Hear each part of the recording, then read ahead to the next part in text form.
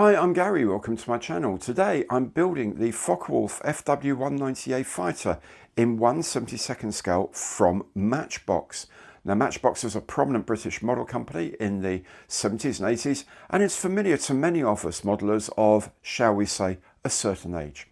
Channel viewer Simon John has collected loads of them and sends me them from time to time with the sole proviso that I build everything he sends. It's a challenge. If you enjoy this video, then please let YouTube know by giving it the imperial thumbs up, by hitting the notification bell and by subscribing to the channel. It's free and a great way to show your support. So let's make a start by looking at the paints and products I used for this build.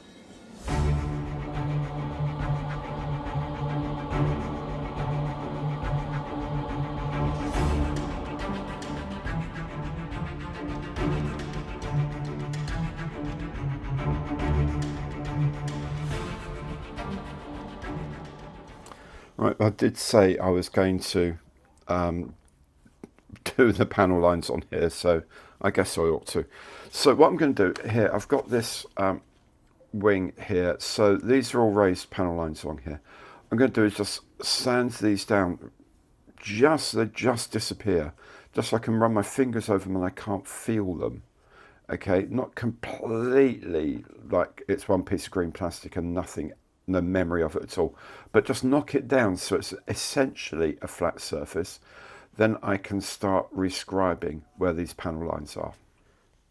Okay, so I've been over this with some wet 800 grit sandpaper, and you can see there's just the memory of some panel lines left. So what I'm going to do with those is mark up where their corners are with black very fine black markers here for example. And what we're going to use these for is to see where we lay out the new panel lines when we cut them. That's what I'm going to do now. Is just lay this Dymo tape, this lettering tape, over the line between the spots where I think the line's going to go, and then I've got a scribing tool here. I'm just going to very gently follow the edge of this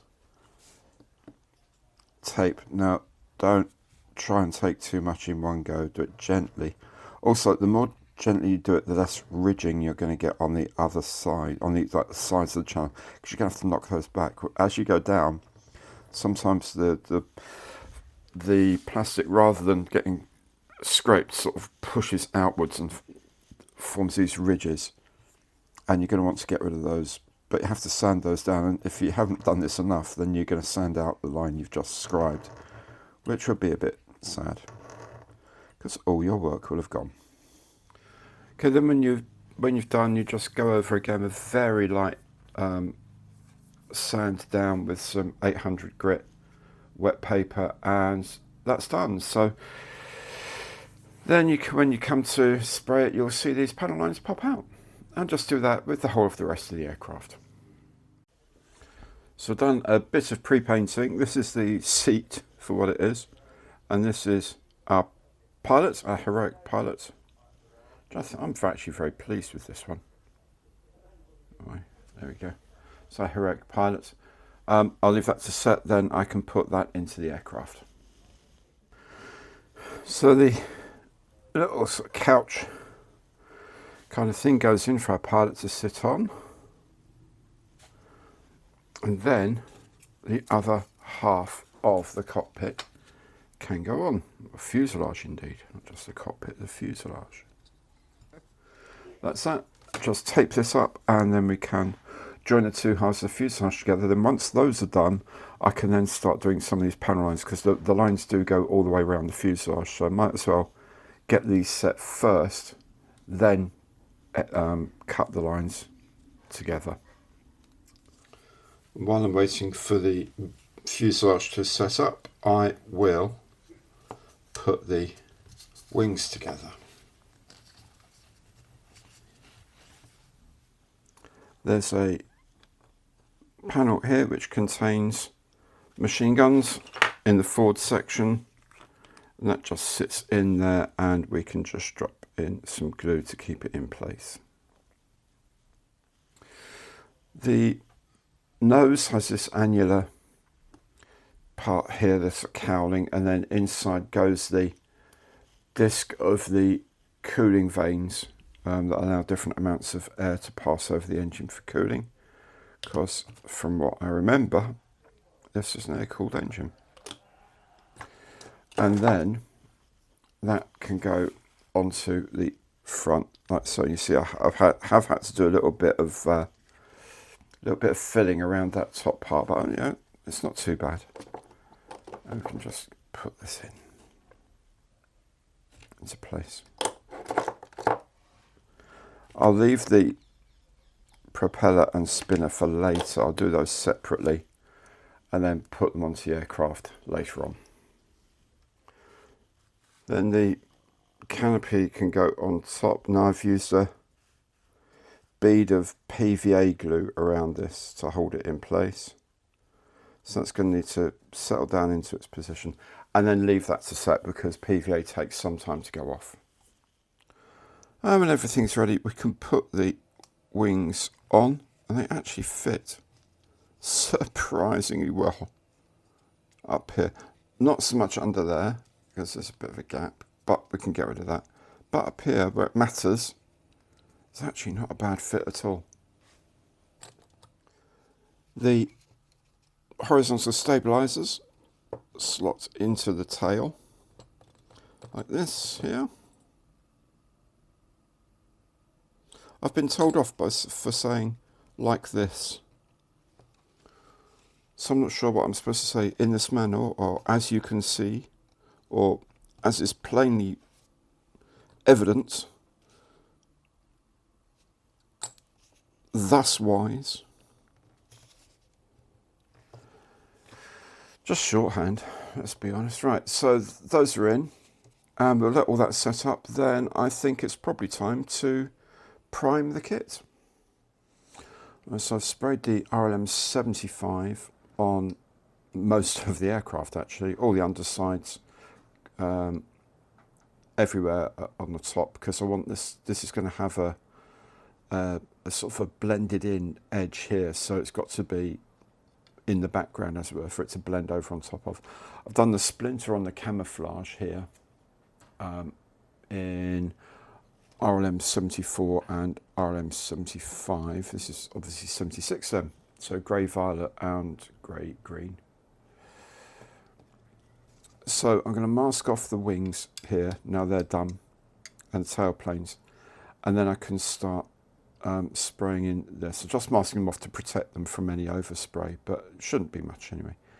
And then just go over here with the probably the grey green first, then mask off some splinter bits and go over again with the grey violet, but trying to maintain that soft edge along here. It's going to be quite fun to do that, and we'll see how we go from there.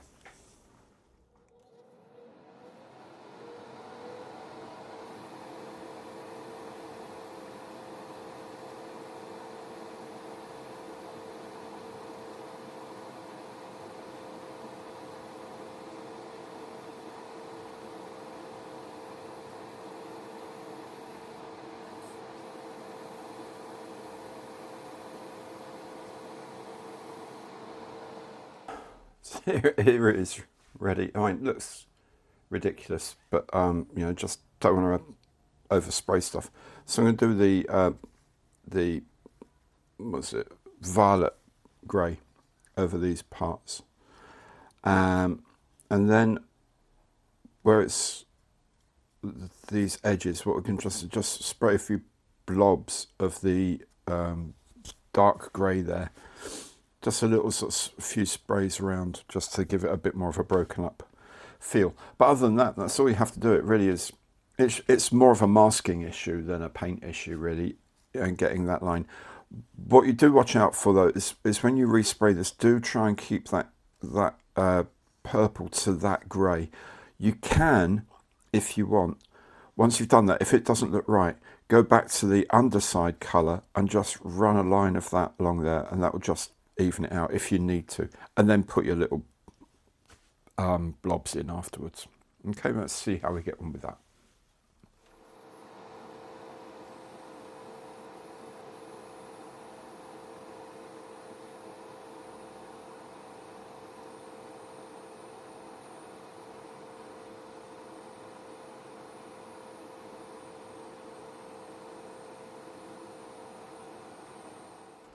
So this is kind of what you end up with once you take off most of the masks. I kept the Canopy mask on because I'm now going to give this a coat of gloss varnish so I can put the decals on. Then I'm going to put matte varnish. Once the decals are on and I've done a bit of weathering and other bits and pieces of painting, I will put a matte coat on after that. But pretty much that's the paintwork done. So once that varnish coat has cured, just slap a bit of decal solution on there. I'm using microset, and then just tease the decal into position. These are the original ones. They're not amazing, but you know what? I'm trying to build it as much as I can as the original kit. So these decals are one that goes on, so it goes just outboard of the aileron is the ideal spot, so kind of about there. This bit I'm putting on is the bomb rack that sits on the centre line here. This might need to open up these holes a little bit. You can see they've gone a bit squared, so I may have to open those up. Next thing is to add on the bomb rack on the underside layer. I'll just give that a little bit of glue to stick in. Now it's going to interfere slightly. In fact, it's going to interfere slightly with these inside doors, gear doors. So I'm not quite sure what we're going to do about that yet, but we'll figure it out when we come to it.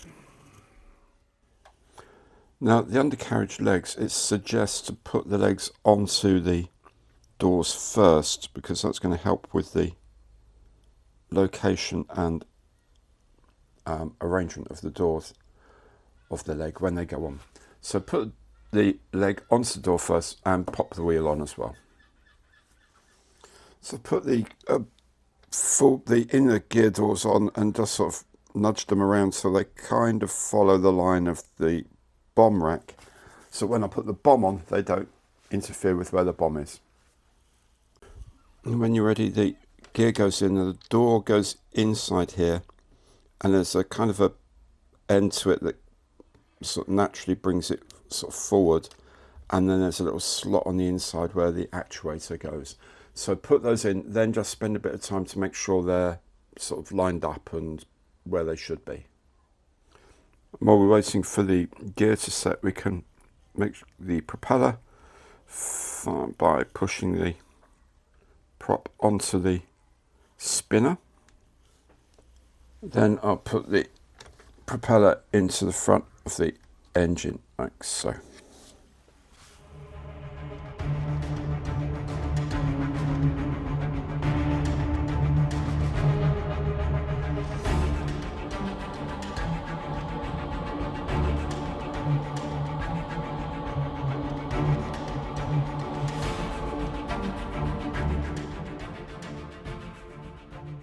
There it is then. What a delightful kit to make. The main parts went together extremely well. I can't believe how little filler I had to use. My own panel lining skills are a little on the heavy-handed side at the moment, but I'm still learning that technique, and at least I've got a start in it, and I won't be quite so put off by trying it in the future. All round, it's a joy to make, and I'm looking forward to the next one. If you enjoyed the show, please do remember to let YouTube know by giving it the imperial thumbs up, by hitting the notification bell, and by subscribing to the channel. Thanks so very much for watching today, and goodbye.